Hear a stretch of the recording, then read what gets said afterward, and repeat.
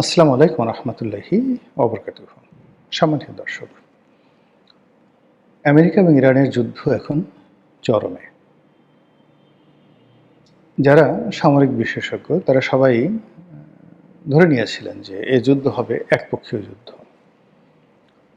ইসরায়েলের যে সামরিক সক্ষমতা এবং তাদের যারা বন্ধু রাষ্ট্র, ইউরোপের যে সকল বন্ধু রাষ্ট্র রয়েছে, ফ্রান্স রয়েছে, ইংল্যান্ড রয়েছে, কানাডা রয়েছে, তার সঙ্গে সঙ্গে জার্মানি তো আছেই, এবং আমেরিকা সরাসরি এই যুদ্ধে অংশগ্রহণ করেছে। আমেরিকা তার যে ইতিহাস, আমেরিকা নামক রাষ্ট্রের ইতিহাসের সবচেয়ে বড় যুদ্ধযাত্রা এবার হয়েছে পারস্য উপসাগরে।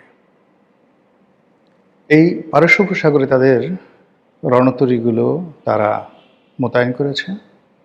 তাদের যত আধুনিক মারণাস্ত্র রয়েছে সেগুলো তারা এখানে এনেছে, এবং একই সঙ্গে প্রায় 50টির উপরে তাদের যে সামরিক ঘাঁটি রয়েছে মধ্যপ্রাচ্য জুড়ে, প্রতিটি ঘাঁটিতে তারা সর্বোচ্চ সৈন্য সমাবেশ, কৌশলগত অবস্থান, সামরিক সরঞ্জামাদির সেখানে সমাবেশ করা ছাড়াও তাদের যে সকল বন্ধু রাষ্ট্র রয়েছে তাদেরকে রেড অ্যালার্টে রাখা হয়েছে।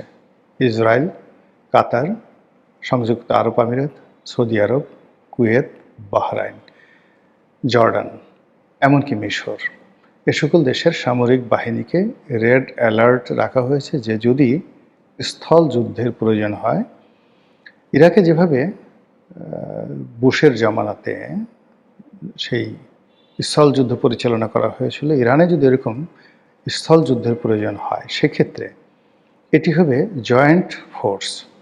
মানে এখানে কানাডিয়ান সৈন্য থাকবে, ইউরোপিয়ান সৈন্য থাকবে, আমেরিকান সৈন্য থাকবে এবং আরব দেশের সৈন্য থাকবে, যেন এটি নিয়ে কোনো আলোচনা সমালোচনা না হয়। এইভাবে প্রস্তুতি নিয়ে আক্রমণ করেছে আমেরিকা এবং ইসরায়েল।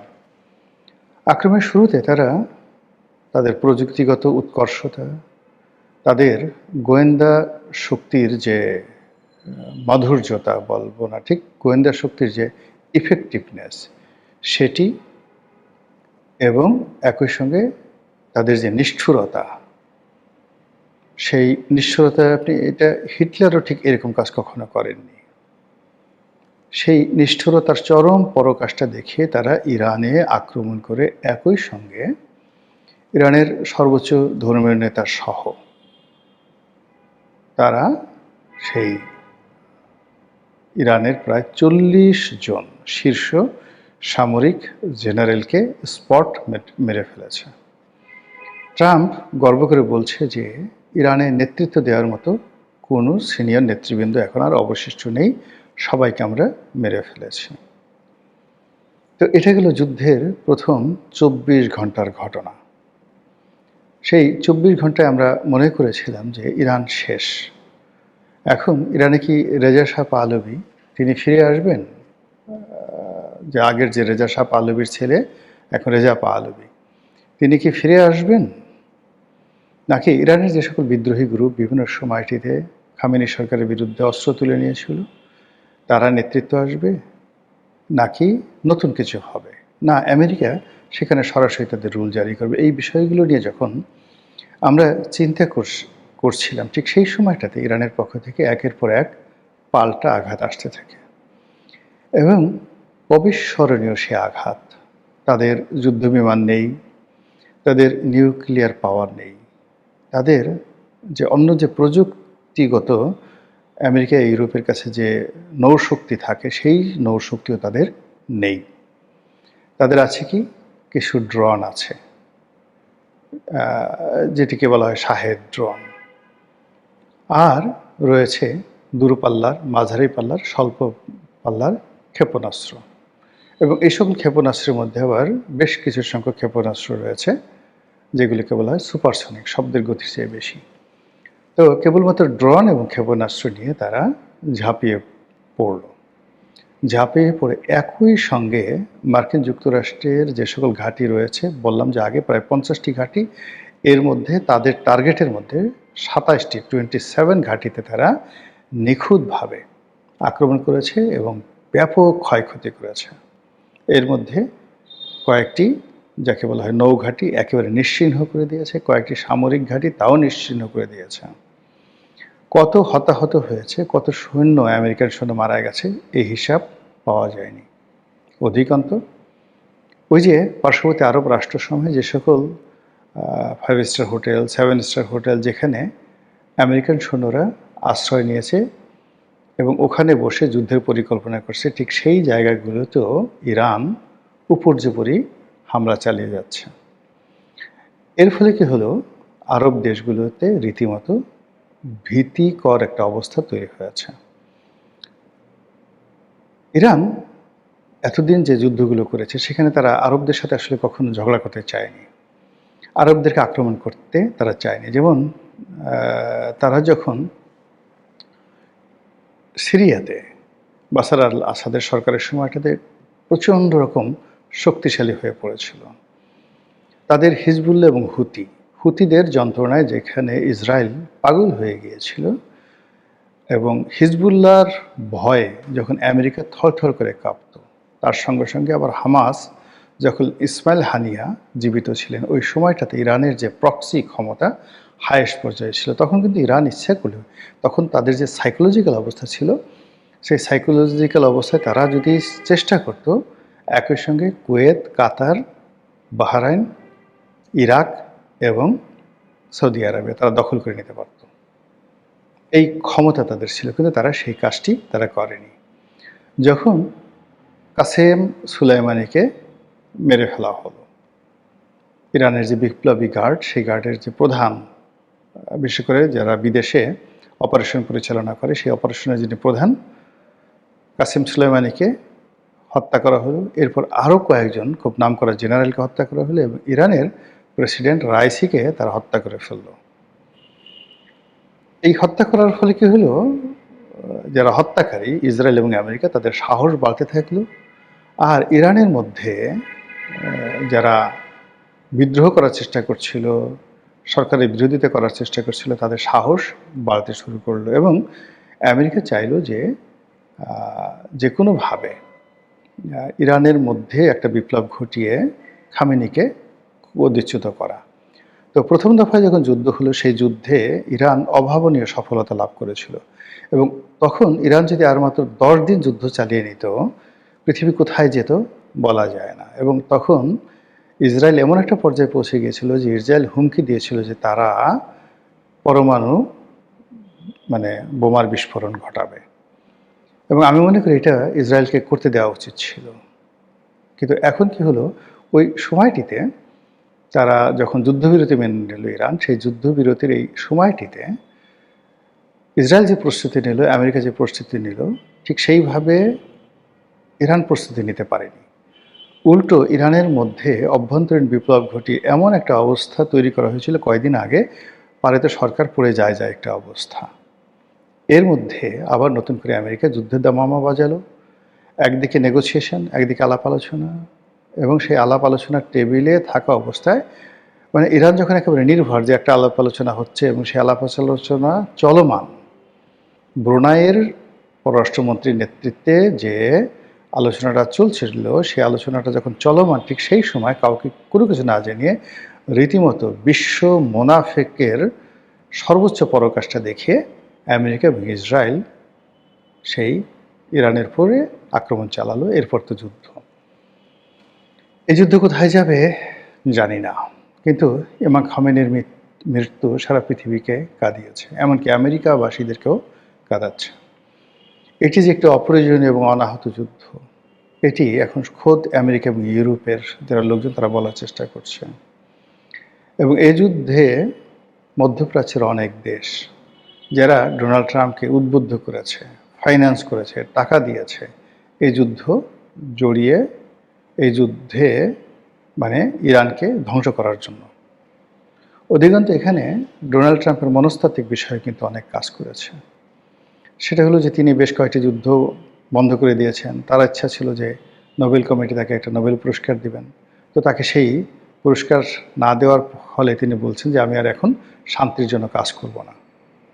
এবং তিনি শান্তির জন্য কাজ না করে কতটা অশান্তির জন্য কাজ করতে পারেন তার বাস্তব প্রমাণ আমরা দেখেছি ভেনেজুয়েলাতে, তার বাস্তব প্রমাণ আমরা দেখছি এখন ইরানে।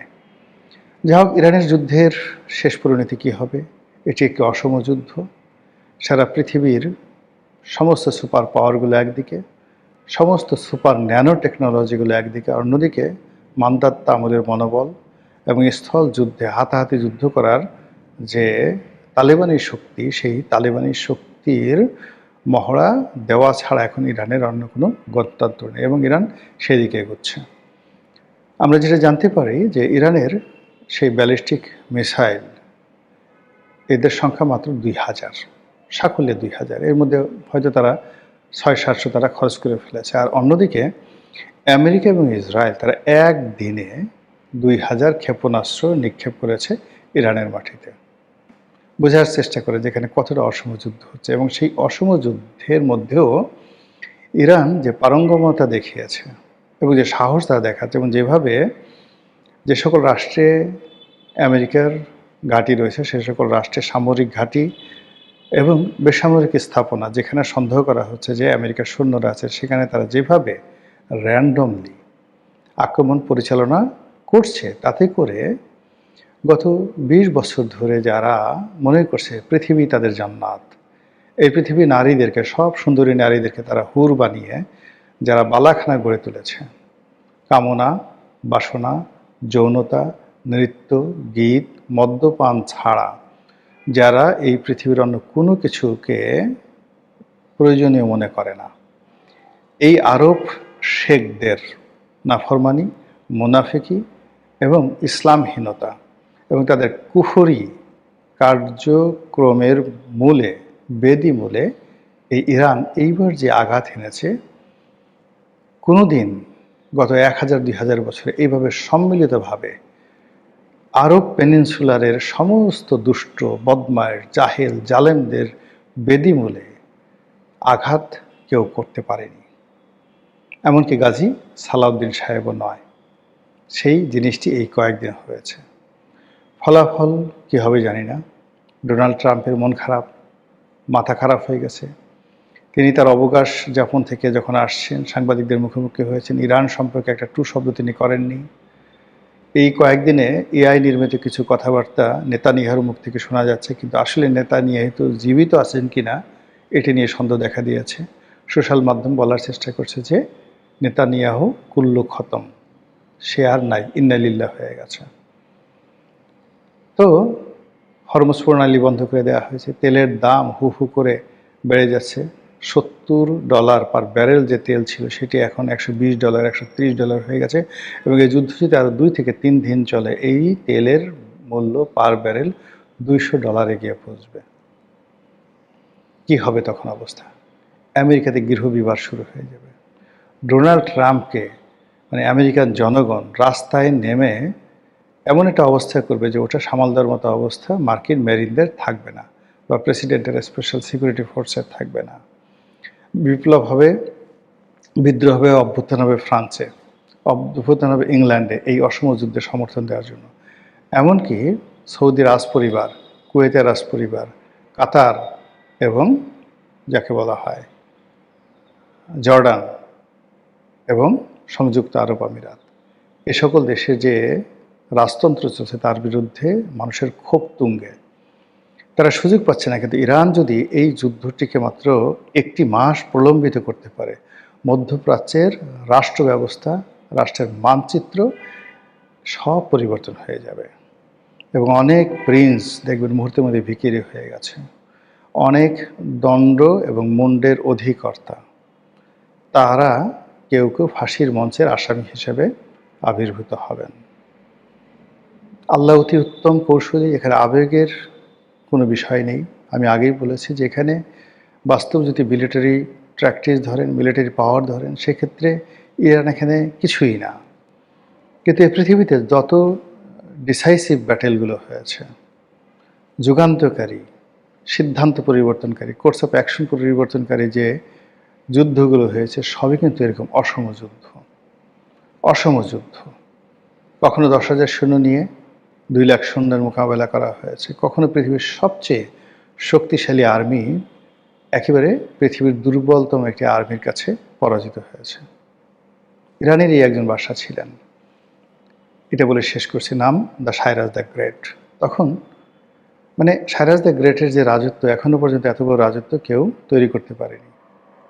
তো সেই সাইরাস হঠাৎ করে এক মহিলা সামন্ত রাজা, সম্ভবত এখন রাশিয়ার কোনো একটি অঞ্চলের তিনি আঞ্চলিক রাজা ছিলেন। এই উরাল পর্বতমালা, তারপর ক্যাস্পিয়ান সাগর এর আশেপাশ দিয়ে তার রাজত্ব ছিল। এবং সেই রাজত্বে সেই যুদ্ধে আসার জন্য, ক্যাস্পিয়ান সাগর বললাম এই কারণে যে ওখানে সেই সাইরাসকে নৌকা তৈরি করতে হয়েছিল। এখন সাইরাস এবং সেই মহিলার যে অবস্থা যদি আপনি বিবেচনা করে নেন, এটাকে আপনি তুলনা করতে পারেন Donald Trump America versus Bhutan, এরকম ছিল। তো ওই মহিলা খুব করুণ করে একটা চিঠি লিখেছে যে আপনার সাথে আমার যুদ্ধ হয় না, সারা দুনিয়ার বাদশা আপনি, কেন আপনি আমার মতো একটা ছোট রাজ্য অধিকার করতে চাচ্ছেন আর আমাকে জোর করে বিয়ে করতে চাচ্ছেন। এখানে বিয়েটা ছিল একটা ফাঁদ, বিয়ের ফাঁদে তার রাজ্যটা অধিকার করার জন্য। কিন্তু সাইরাস থামলেন না, তিনি যুদ্ধে আসলেন, সেই যুদ্ধে পরাজিত হলেন এবং তিনি নিহত হলেন। আমার কাহিনী নয়, সেটি এই কাহিনী হিরোডোটাসের যে দ্য হিস্ট্রি বইতে এটা লিপিবদ্ধ আছে অসাধারণ চমৎকারভাবে। এরকম অসংখ্য ঘটনা পৃথিবীতে কোর্স অফ অ্যাকশন ঘটেছে। তো এইবার এই 2026 সনে আমেরিকার ভাগ্যে কি হয় বা ইরানের ভাগ্যে কি হয় সেটাই দেখার বিষয়। আমরা চাই পৃথিবীর জন্য যেটি কল্যাণকর, মানুষের জন্য যেটি কল্যাণকর, ইসলামের জন্য যেটি কল্যাণকর এবং যেটির মাধ্যমে মহান আল্লাহ রাব্বুল আলামিনের হুকুমতে পৃথিবীতে প্রতিষ্ঠিত হবে, সেটি যেন হয়। আসসালামু আলাইকুম ওয়া রাহমাতুল্লাহি ওয়া বারাকাতুহু।